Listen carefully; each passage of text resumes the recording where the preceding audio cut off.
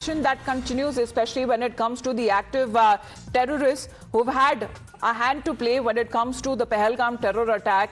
Now their houses, or their hideouts rather, are now being demolished or they're being exploded. The two-story residential house of an active terrorist, Adnan Shafidar, affiliated with the TRF outfit, son of Mohammad Shafidar, and what has now been said, it has now been destroyed. One more house belonging to another active terrorist, Amir Nazir, was destroyed in Pulwama. These are mainly, as we are looking at the areas which are in South Kashmir.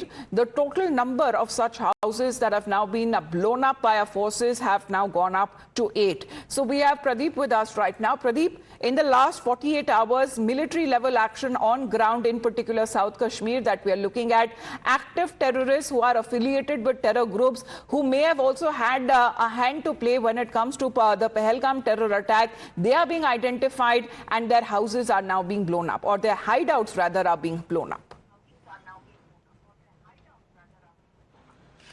Yes, you are absolutely right. Operation Wipeout was continuing, and during the last 48 hours, 8 houses have so far been demolished. These houses were not houses, but basically they were hideout, and here the terrorists used to meet and they used to plan about the terror-related activities so that they can spill blood of innocent people. Some of the houses belong to people who are directly connected with Pahalgam attack, and some of the houses belong to those Lashkar terrorists who are right now operating from Pakistan, where from they are planning to carry out attack on the Indian side and wage war against country. So already the government has made it clear that they are going to identify each and every terrorist, and they are going to get justice for the people who lost their lives because of this brutal massacre that was conducted on Tuesday by Pak-sponsored Lashkar terrorists. So we have seen that this Operation Wipeout idea is not only to demolish their hideout, decimate their hideout. Basically, they want to wipe out the address of the terrorists. In the past, we have seen that how they were trying to seize properties of the terrorists, because that was the strategy. But now the strategy has changed after Pahalgam attack. They're simply going to decimate, demolish, wipe out their address and try to ensure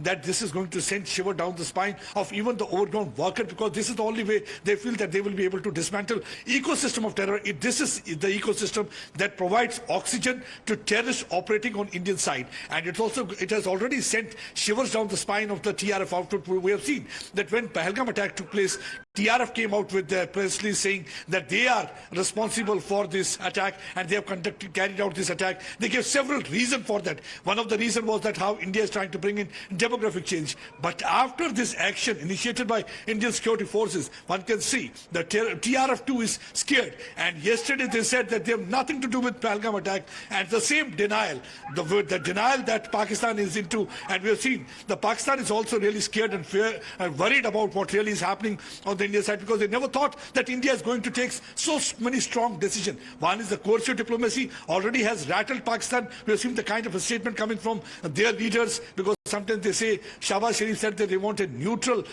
investigation in this regard. Some people give statement about nuke mongering like Sherry Rahman, and then there had been statement from Bilawal Bhutto. They say he said that it will be either the water flowing for the people of Pakistan, or it will be the blood of the Indians that will be flowing. So that shows that they are rattled, they are frustrated, they don't know what to do. And the same is the situation with the proxies also, and they also are scared and in desperation and panic. The TRF has also started saying that they have nothing to do with that act. But clear-cut evidence is there. It was the Lashkar terrorists who came out to this place, the Pakistani terrorists who were held by some of the Lashkar Kashmiri terrorists who had been operating in Kashmir Valley. It was Adil, it was Asif who provided them logistic support, who provided them route also, and they helped them in getting arms and ammunition from one hideout to other hideout. And finally, attack was carried out, because of which 28 tourists lost their lives and many others were critically injured. But the unfortunate thing is that even today, some of the politicians like Manishankar Iyer, they are not only giving legitimacy and justification to attack, but they are trying to prove one point,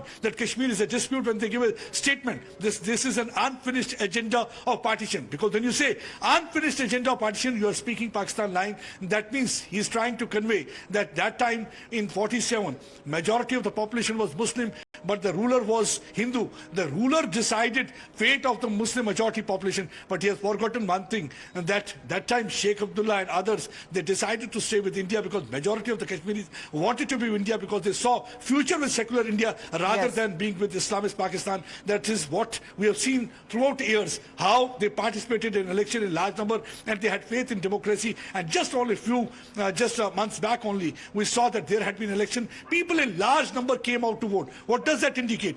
That indicates the people of Kashmir Valley have total faith in the democracy of the country. So, but unfortunately, people like Mani Shankar Iyer, who are so immersed in Pakistan praying that they cannot see this reality.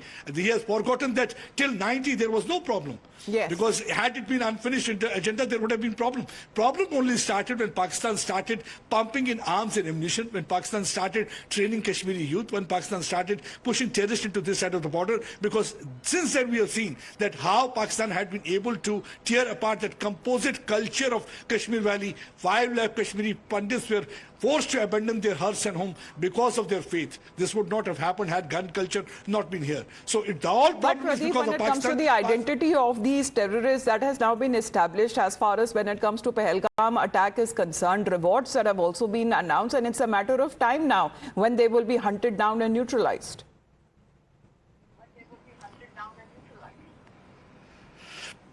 Yes, you're absolutely right, because multi-pronged operation right now is continuing and they're looking for all those terrorists. One, they're looking for the group of Pakistani terrorists who are responsible for the attack. They're also looking for an overground worker who provided them logistics support. They're also looking for their associates like Adil and Asif, who are said to have helped them, because Adil is someone who had been to Pakistan on a valid visa. He wanted to study there. Basically, that was a ploy, because normally what had happened... So when it comes to their terror hideouts is something in the last 48 hours, we're looking at least 8 of them, active terrorists who are said to be mainly operating from South Kashmir. Their terror hideouts have been demolished. They've now been exploded. Let's get you another as